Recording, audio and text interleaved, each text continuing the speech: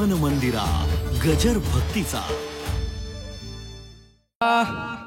सर्व संगी विट आला तो एकला आवडसी दिली आता पाया मिठी जग जेठी न सोडी बहु झालो खे दक्षिण बहु झालो खे दक्षिण येनेसी न तो नासे दिली आता पाया मिठी जग जेठी न सोडी तुका म्हणे गंगेवास तुका म्हणे गंगेवास बहुत्या आस स्थळासी दिली आता पाया मिठी जग जेठी न सोडी विठाला विठाला विठाला विठाला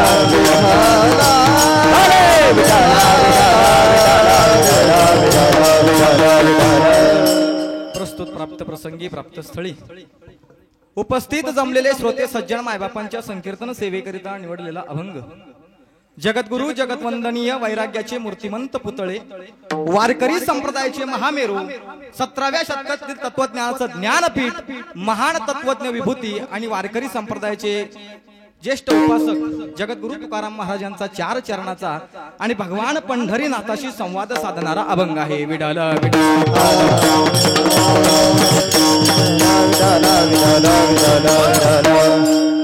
अभंगावर चिंतन करण्या अगोदर अल्पसा परिहार देणं अत्यंत गरजेचं आहे। पुण्यसलीला इंद्रायणी मातेच्या पवित्र तीरावर संजीवन समाधीस्थ ज्ञानोबारायांच्या दरबारामध्ये पुण्य पावन सिद्धेश्वराच्या सानिध्यामध्ये त्रिभुवन विख्यात सुवर्ण पिंपळाच्या छायेखाली ज्ञानमय आजान वृक्षाच्या बागेमध्ये पवित्र अशा सिद्ध बेटामध्ये आणि या ज्ञान वैष्णव वारकरी शिक्षण संस्थेमध्ये चालत असलेला हा अखंड हरिनाम सप्ताह आणि या सप्त्यातील आजच्या या दुसऱ्या दिवसाची कीर्तन सेवा माझ्या वाट्याला आली। ज्यांच्यामुळे ही सेवा करण्याचा योग मला माझ्या जीवनामध्ये घडतोय ते माझे गुरुवारी हरिभक्त परायण कल्याण महाराज जगताप गुरुजी या ठिकाणी उपस्थित आहे। गुरुजींना धन्यवाद देईल।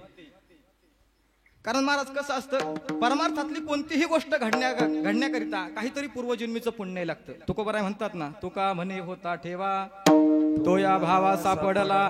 ज्ञानोबराय म्हणतात बहुत सुकृताची जोडी म्हणून विठ्ठली आवडी। तसं माझ्या जीवनात आज काहीतरी माझं भाग्य असलं पाहिजे की मला या महान तीर्थक्षेत्राच्या ठिकाणी कीर्तन करण्याचा योग मला या ठिकाणी घडतोय। या कीर्तनासाठी ज्यांची उत्कृष्ट अशी साथ आहे ते आमच्या ज्ञान वैष्णव वारकरी शिक्षण संस्थेतील सर्वच विद्यार्थी आणि विशेष म्हणजे ज्यांची गायनाची साथ अत्यंत उत्कृष्ट आहे ते या संस्थेचे ज्येष्ठ विद्यार्थी गणेश महाराज कळकटे, त्याचप्रमाणे केशव महाराज काकडे ज्यांची मृदंगाची साथ अत्यंत उत्कृष्ट आहे असे बालाजी महाराज आणि सर्व ज्ञान वैष्णव वारकरी शिक्षण संस्थेतील सर्व विद्यार्थी आमचे विनेकरी अभय महाराज परदेशी सर्वांना एकदा विनम्र भावाने अभिवादन करतो आणि माझ्या कीर्तन सेवेला सुरुवात करतो। विठाल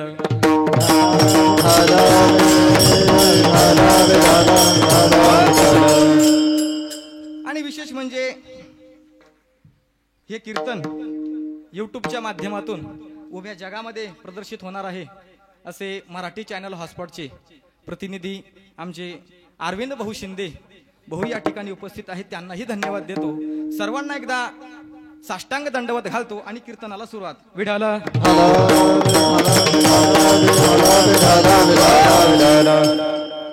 आज सेवेकरिता निवडलेला अभंग जगद्गुरु तुकोबरायांचा आहे। तुकोबरायांच्या गाथ्यातील आहे 4 चरणाचा आहे आणि 4ही चरणाचा सरळ सरळ अर्थ असा आहे सर्व संगी विट आला तो एकला आवडसे दिली आता पाया मिठी जग जेठी न सोडी बहु झालो खे दक्षिण बहु झालो खे दक्षिण येनेसी न तो नासे दिली आता पाया मिठी जग जेठी न सोडी तुका म्हणे गंगेवास तुका म्हणे गंगेवास बहुत्या आस स्थळासी दिली आता पाया मिठी जग जेठी न सोडी विठ्ठला विठ्ठला विठ्ठला विठ्ठला विठ्ठला विठ्ठला विठ्ठला। प्रस्तुत प्राप्त प्रसंगी प्राप्त स्थळी उपस्थित जमलेले श्रोते सज्जन मायबापांच्या संकीर्तन रूपी सेवेकरिता निवडलेला अभंग जगद्गुरु जगतवंदनीय वैराग्याचे मूर्तिमंत पुतळे वारकरी संप्रदायाचे महामेरू 17व्या शतकातील तत्वज्ञानाचं ज्ञानपीठ महान तत्वज्ञ विभूती आणि हिंदवी स्वराज्याचे संस्थापक छत्रपती शिवाजी महाराजांचे आद्य गुरु वारकरी संप्रदायाचा श्वास आणि ध्यास असणारे श्रीमंत श्री जगद्गुरु तुकोबारा यांचा 4 चरणाचा अभंग असून या अभंगातून जगद्गुरु तुकाराम महाराज भगवान पंढरीनाथाशी बोलतात. विठ्ठल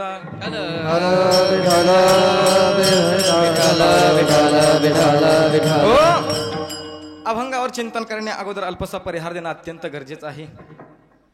पुण्यसलीला इंद्रायणी मातेच्या पवित्र तीरावर संजीवन समाधीस्थ ज्ञानोबरायांच्या दरबारामध्ये त्रिभुवन विख्यात सुवर्ण पिंपळाच्या छायेखाली ज्ञानमय अजान वृक्षाच्या बागेमध्ये पवित्र अशा सिद्ध बेटामध्ये आणि या ज्ञान वैष्णव वारकरी शिक्षण संस्थेमध्ये चालत असलेला हा जो काही अखंड हरिनाम सप्ताह आहे, या सप्त्यातील आजच्या या दुसऱ्या दिवसाची कीर्तन सेवा माझ्या वाट्याला आली.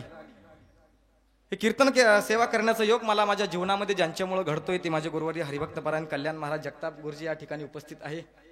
त्याचप्रमाणे या ज्ञान वैष्णव वारकरी शिक्षण संस्थेतील सर्वच विद्यार्थी मंडळ, विशेषतः ज्यांची गायनाची साथ अत्यंत उत्कृष्ट आहे असे आमच्या संस्थेचे ज्येष्ठ गुरुबंधू गणेश महाराज कळकटे, त्याचप्रमाणे अर्जुन महाराज, आणि ज्यांची मृदुंगाची साथ अत्यंत उत्कृष्ट आहे असे आमचे बालाजी महाराज, सर्वच ज्ञान वैष्णव वारकरी शिक्षण संस्थेतील सर्वच विद्यार्थी, आणि विशेष म्हणजे ज्यांच्या माध्यमातून ही सेवा, हे कीर्तन उभ्या जगामध्ये प्रसिद्ध होणार आहे असे मराठी हॉटस्पॉट चॅनलचे प्रतिनिधी आमचे अरुण भाऊ शिंदे, अरविंद भाऊ शिंदे याही ठिकाणी उपस्थित आहे. त्यांना धन्यवाद देईल. सर्वांना एकदा विनम्र भावाने अभिवादन करतो माझ्या कीर्तन सेवेला सुरुवात. विठ्ठल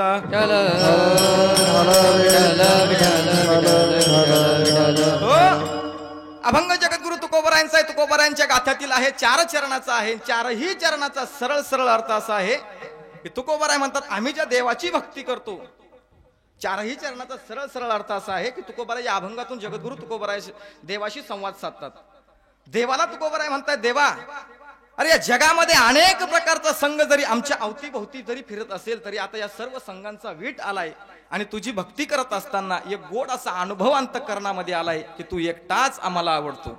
सर्व संगी विट आला तू एकला आवडसी. तुझी भक्ती करत असताना अनुभव एक गोड अंतःकरणामध्ये आलाय की तू एकटाच आम्हाला आवडतो. देव आता काहीही करून तू आम्हाला तुझ्या चरणापासून दूर करू नकोस. तुझ्या पायी आता आम्ही मिठी दिलेली आहे, आता काहीही करून तू आम्हाला सोडू नकोस. दिली आता पाया मिठी जग जेठी न सोडी. तुकोबाराय म्हणतात भगवंतापासून जो दूर झालेला जीव आहे, ते जीवन आहे ते खेदजन्य आहे. भगवंताची भक्ती करत असताना त्याच्या निकट जर आपण आलो, त्याच्या जवळ जर आपण आलो तर आपल्या जीवनातील दुःखाची निवृत्ती होते आणि परमानंद सुखाची प्राप्ती होते. आपल्या जीवनामधली भाग आणि शीन घालवले जातात. बहु झालो खेद क्षीण येणे सीन तो नासे. आणि शेवटच्या चरणामध्ये तुकोबाराय म्हणतात, देवा तुझ्या पवित्र चरण कमलाजवळ जे नित्य गंगेचं वास्तव्य आहे तिथं आम्हाला नित्य वसती करू दे, तिथं आम्हाला नित्य राहू दे.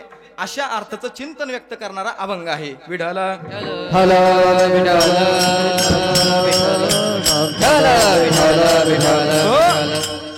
अभंग आणि अभंगाचा सरळ अर्थ मी तुमच्या पुढे मांडला. अभंगाचा सरळ अर्थ मी तुमच्या पुढे मांडण्याचा प्रयत्न केला. त्याचं थोडंसं महत्वाचं चिंतन करायचंय. या अभंगातून जगद्गुरु तुकोबाराय देवाशी संवाद साधतात, भगवान पंढरीनाथाशी बोलतात. तुकोबाराय कधी जनाशी बोलतात, कधी मनाशी बोलतात, कधी संतांशी बोलतात, तर कधी देवाशी बोलतात. जनाशी बोलत असताना देवाविषयीच बोलतात, संतांशी बोलत असताना देवाविषयीच बोलतात, मनाशी बोलत असताना देवाविषयीच बोलतात, आणि साक्षात देवासोबत जरी बोलत असली तरी देवाच्याच विषयी बोलतात. विठ्ठल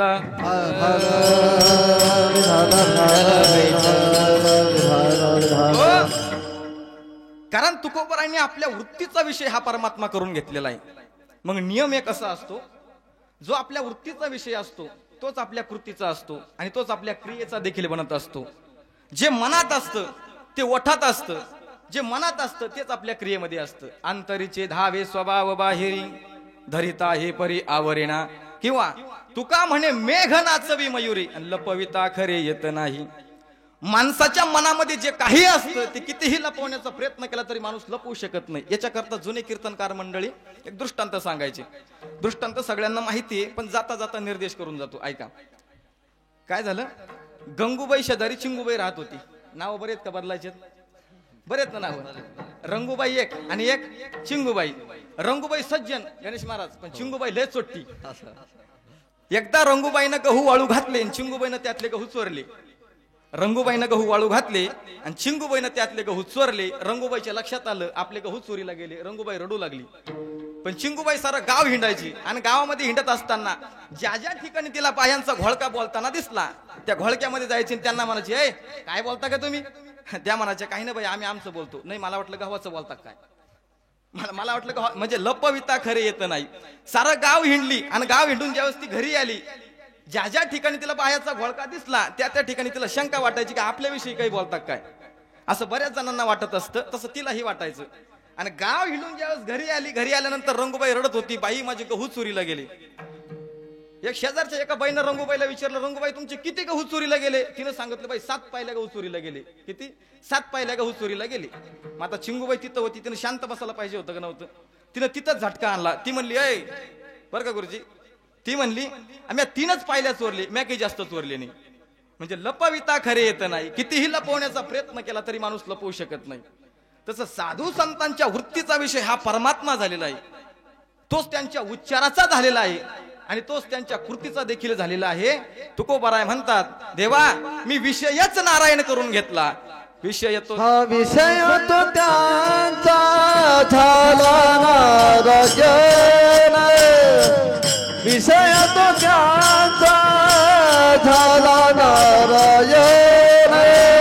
विषय तो त्यांचा झाला नारायण. विषय तो त्यांचा झाला नारायण. हा नावर जनधन माता पिता नावर माता पिता पिता विषय तो त्याचा झाला नारायण.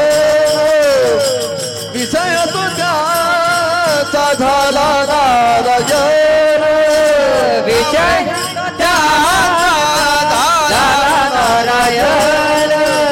विषय तो त्यांचा झाला नारायण.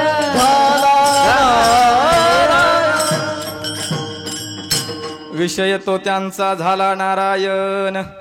ना आवडे जनधन माता पिता. विषयच नारायण झाल्यामुळे तुकोबाराय कोणाशीही बोलत असताना देवाच्या संबंधाने बोलतात. आजच्या अभंगामध्ये जगद्गुरु तुकोबाराय देवाशी बोलत नाहीत.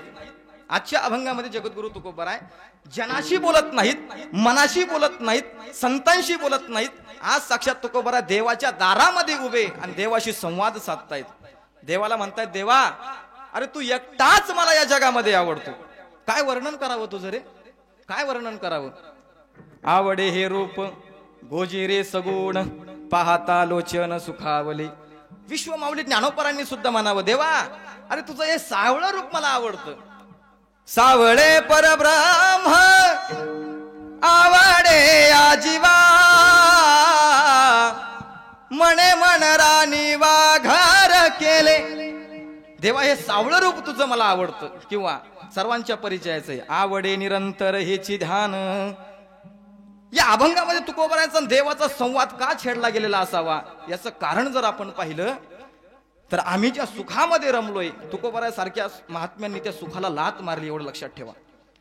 आम्ही ज्या सुखामध्ये रमलोय, आम्ही कोणत्या सुखामध्ये रमलोय? आम्हाला पैशाचं सुख पाहिजे, आम्हाला विषयाचं सुख पाहिजे. शब्द स्पर्श रूप रस गंध या विषयामध्ये आम्ही एवढे अडकून गेलो की देवधर्म सुद्धा कोपऱ्यात टाकले, देवधर्म सुद्धा बाजूला टाकले आणि विषयाच्या गोंधळामध्ये आम्ही रमतोय. विषयाच्या गोंधळामध्ये आम्ही रमतोय. विषयी गोंधळ गाजत से, विषयी गोंधळ गाजत से, विषयी गोंधळ गाजत से. देवधर्म सांधे पडिले सकळ, धर्म सांधे पडिले सकळ. देवधर्म सांधे पडिले सकळ, धर्म सांधे पडिले सकळ. विषयी गोंधळ गाजत से, विषय गोंधळ गाजत से, विषय गोंधळ गाजत से. विषयाच्या गोंधळामध्ये आम्ही रमलोय. विषयी गोंधळ गाजत से. म्हणून मला असं वाटतं गुरुजी, लोक जेवढ्या आधाराने संसार करतात तेवढ्या आधाराने परमार्थ करत नाही. लोक जेवढ्या आधाराने संसार करतात तेवढ्या आधाराने लोक परमार्थ करत नाही. काही लोकांची तर आम्हाला कायम शंका असती बरं का, काही लोकांची आम्हाला कायम शंका असती, महाराज हरिपाठच पाठ होत नाही हो. हरिपाठच पाठ होत नाही. किती अभंगाचा हरिपाठ आहे? अभंग किती हरिपाठामध्ये? 27 अभंगाचा हरिपाठ आहे, पण पाठ होत नाही. काही जणांची तर अजून एक शंका असते, महाराज सगळं लक्षात राहतं पण ते ज्ञानदेव म्हणे आलं की घोटाळा होतो. ज्ञानदेव म्हणे आलं की घोटाळा होतो. तो घोटाळा तुमचाच नाही, प्रत्येकाचा होतो तो घोटाळा. नवीन हरिपाठ पाठ केला की प्रत्येकाचा तो घोटाळा होतो. ज्ञानदेवा ध्यानी रामकृष्ण म्हणी आणि अनंत जन्मोनी पुण्य होय म्हणण्याच्या ऐवजी जर तेने वैकुंठ भुवनी घर केले म्हणलं की गेला हरिपाठ पुढं. म्हणजे घोटाळा कुठे होतो? ज्ञानदेव म्हणे आलं की घोटाळा होतो. विठाला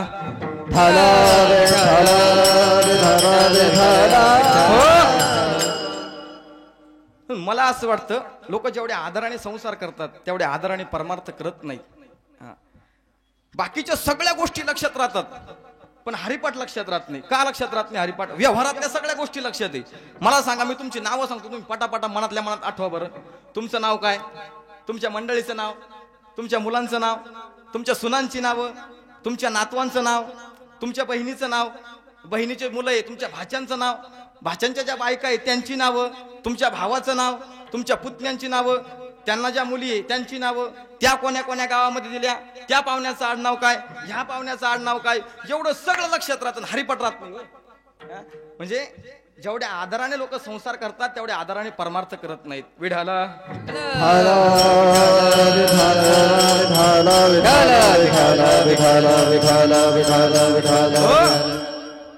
पण तुकोबाराय सारख्या महात्म्यांनी संसाराला लात मारली. संसार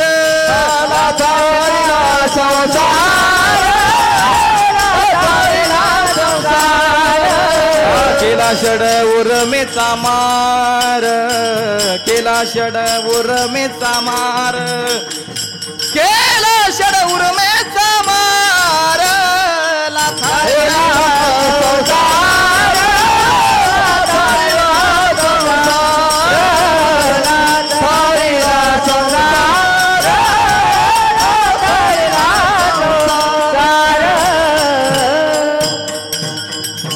लाथाळीला संसार, केला षडउर्मेचा मार. जवळजवळ सगळ्याच भगवत भक्तांनी संसाराला लात मारली, संसाराची राख रांगोळी केली. कशा करता? देवाच्या सुखा करता.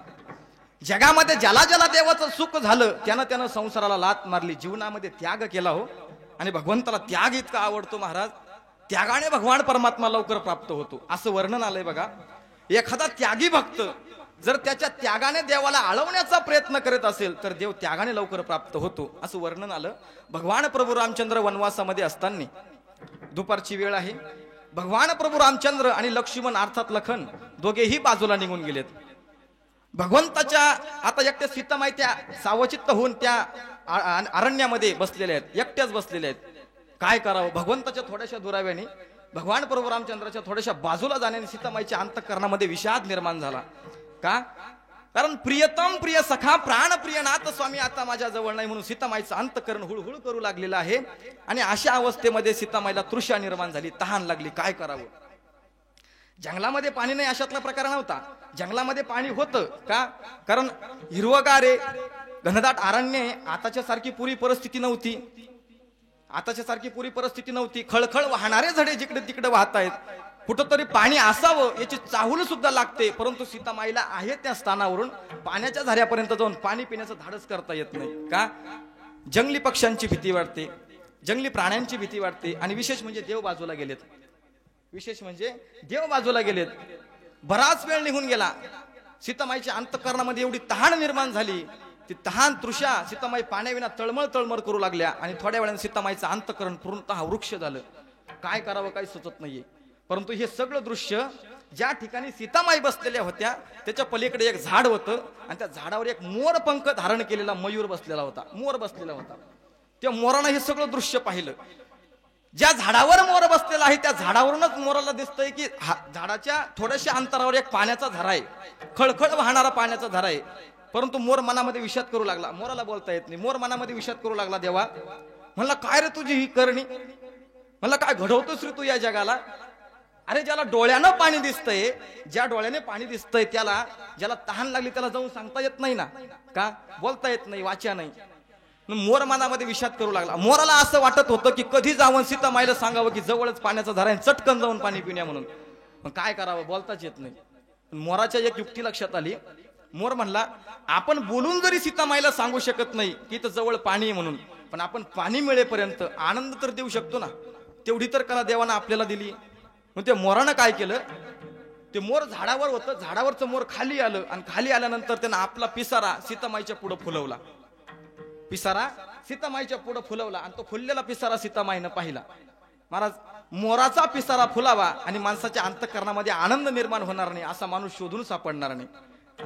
मोराचा पिसारा हा कशाही खसलेल्या पिसलेल्या मनाला उल्हासानं आनंदानं चैतन्यानं भरून टाकत असतो. म्हणून ते मोर झाडावरचं खाली उतरलं, सीतामाईच्या पुढे आलं. सीतामाईच्या पुढे आल्यानंतर त्यानं आपला पिसारा फुलवला आणि पिसारा फुलवल्यानंतर फुललेला पिसारा सीतामाईनं पाहिला. पाहिल्यानंतर जी अंतःकरणामध्ये तहान निर्माण झाली होती, त्या तहानेचा आता काही वेळापुरता विसर पडला. आणि विसर पडल्यानंतर तो फुललेला पिसारा सीतामाईला आनंद देऊ लागला. एवढ्या आनंदित झाल्या सीतामाई, एवढ्या आनंदित झाल्या, काय करावं काय नाही, नृत्य करावं की काय, नाचावं की काय असं वाटू लागलं. कारण ते मोर यायचं आणि पुढं नाचायचं. पण नाचता नाचता मोराच्या अजून एक युक्ती लक्षात आली. मोर म्हणला, अजून एक करता येतं. काय? पिसाऱ्याचं निमित्त करून आपल्याला सीतामाईला पाण्याच्या झऱ्यापर्यंत पोहोचवता येतं. त्या मोरानं काय करायचं गुरुजी, नाचायचं नाचायचं, अंगावरचं एक पीस खाली टाकायचा आणि 10 पावलं पुढे जायचं. तो पडलेला पीस सीतामाईनं उचलायचा, छातीशी धरायचा, आनंद मानायचा आणि पुन्हा वाट बघायची की अंगावरचं पीस कधी खाली पडतंय ते. मोरानं पुन्हा नाचायचं, अंगावरचं एक पीस खाली टाकायचं आणि 10 पावलं पुढे जायचं. सीतामाईनं तो पडलेला पीस उचलायचा, छातीशी धरायचा, आनंद मानायचा आणि पुन्हा वाट बघायची की अंगावरचं पीस कधी खाली पडतंय ते.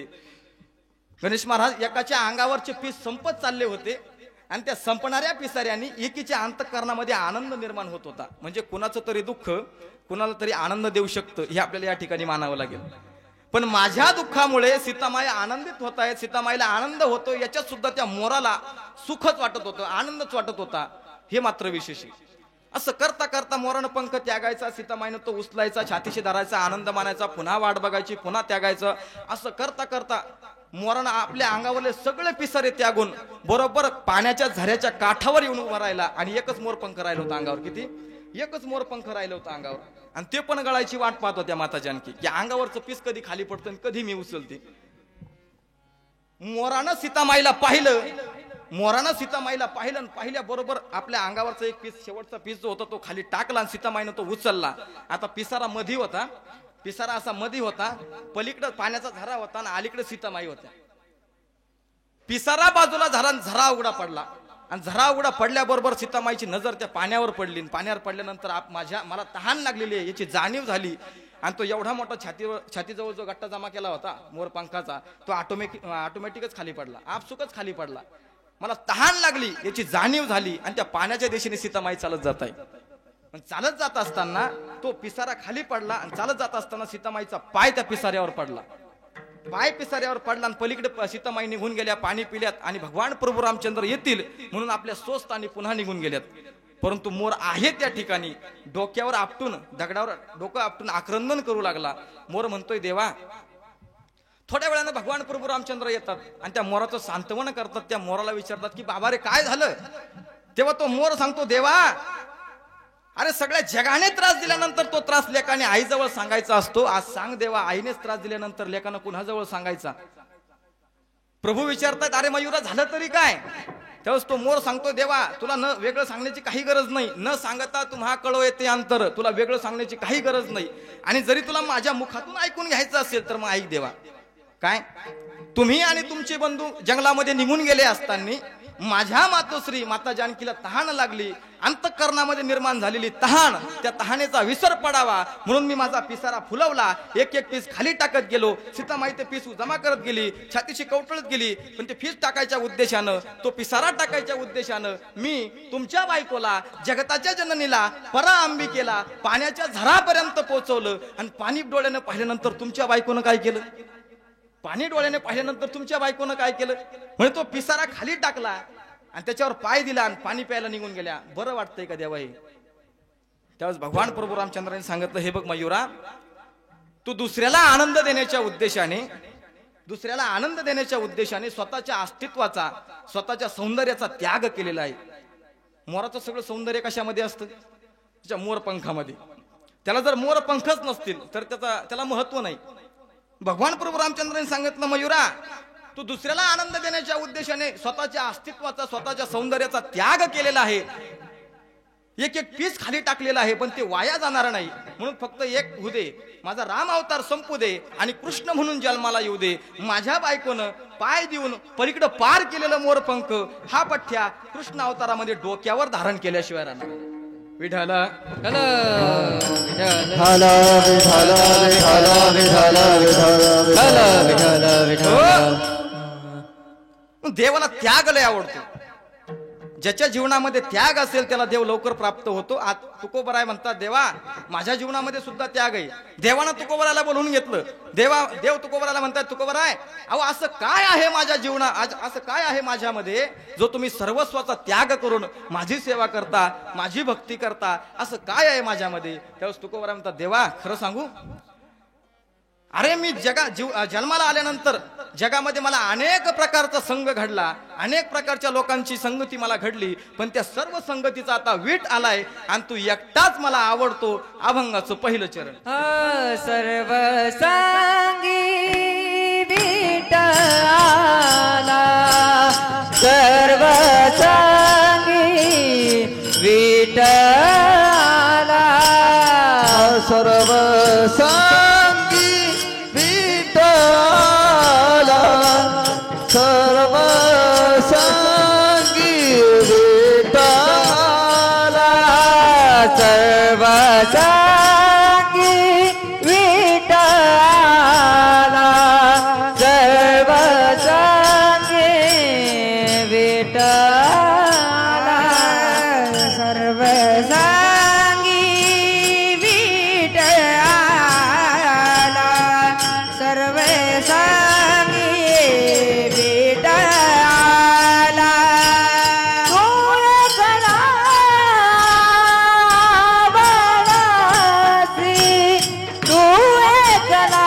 बनसी, तू एकला बनसी, तू एकला बनसी, तू एकला बनसी, तू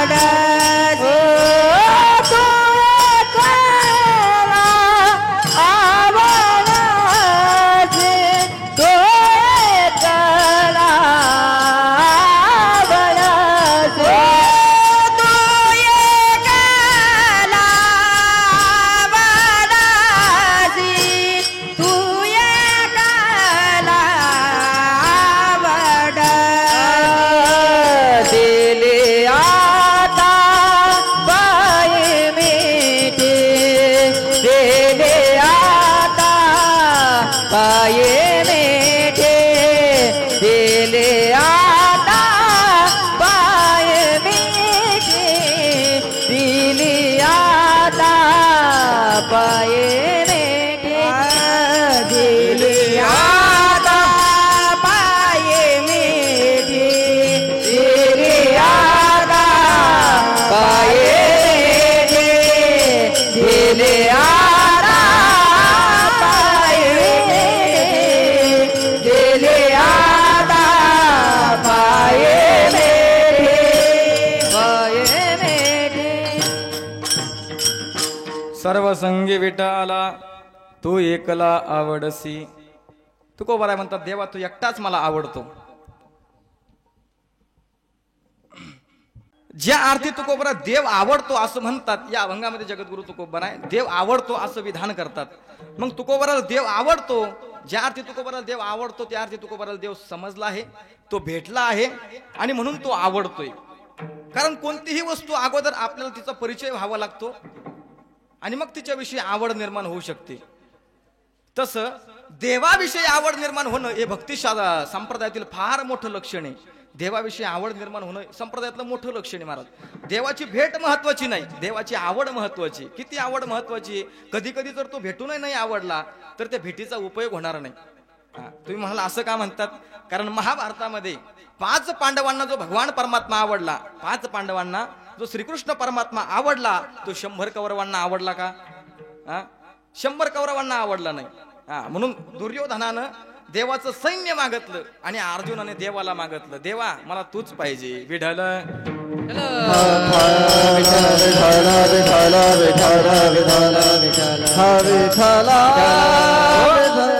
कधी कधी जर तो भेटूनही नाही आवडला तर त्या भेटीचा उपयोग होणार नाही. जगामध्ये असेही काही लोक आपल्याला पाहायला मिळतात की त्यांना देवच मान्य नाही. जगामध्ये असेही काही लोक आहे की त्यांना देव मान्य नाही. मग जर देव मान्य नसेल तर तो समजणारही नाही. जर तो समजलास तर तो भेटणारही नाही, आणि जर भेटलास तर आवडणारही नाही. विठ्ठल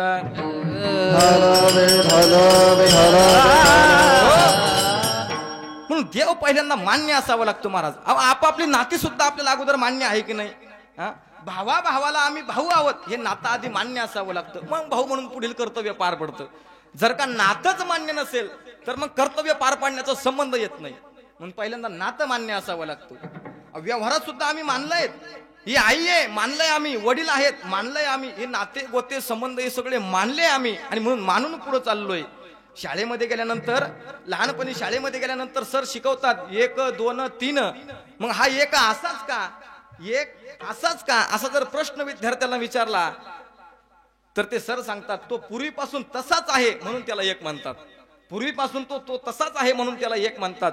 2 असाच का, तर पूर्वीपासून त्याची ओळख अशीच आहे म्हणून त्याला 2 म्हणतात. हे सुद्धा मानलंय महाराज आम्ही, आणि म्हणून मानून पुढे चाललोय. विठ्ठल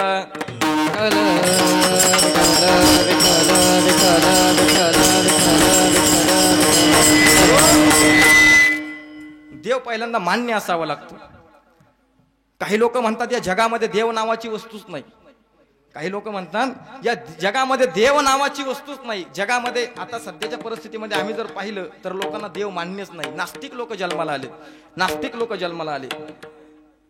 नास्तिक कहता है मैं भगवान को मानता ही नहीं, लेकिन भगवान कहता है बेटा तू मुझे मान या ना मान, लेकिन मैं तुझे मानता हूं क्योंकि तू मेरी बनाई हुई दुनिया में रहता है. देवाला आपली गरज आहे म्हणून देव आपल्याला ठेवतो. ज्या दिवशी देवाला आपली गरज राहणार नाही त्या दिवशी देव आपल्या दारावर गर्दी केल्याशिवाय राहणार नाही. विठ्ठल विठ्ठल विठ्ठल विठ्ठल विठ्ठल विठ्ठल. लोक जन्माला आले. नास्तिक असा असतो की स्वतःही भक्ती करत नाही आणि जो भक्ती करतो त्याला भक्ती करू देत नाही. स्वतःही माळ घालत नाही आणि ज्यानं माळ घातली त्याची माळ राहू देत नाही.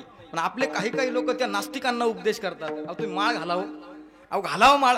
याचं ऐकून तो माळ घालतच नाही महाराज, आणि यानं घातलेली असते तर याला बिगर माळकरी करून ठेवतो. विठ्ठला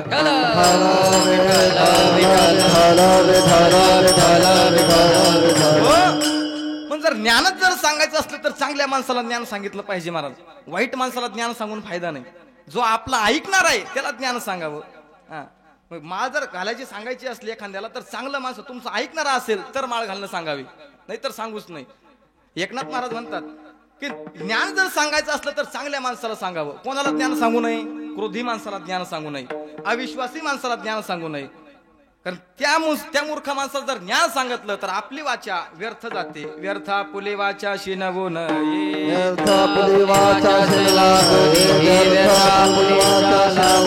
हा क्रोधिया अविश्वासी त्यासे बोध कैसा, क्रोधिया अविश्वासी त्यासे बोध कैसा, व्यर्था पुले वाचा शिनवू नये,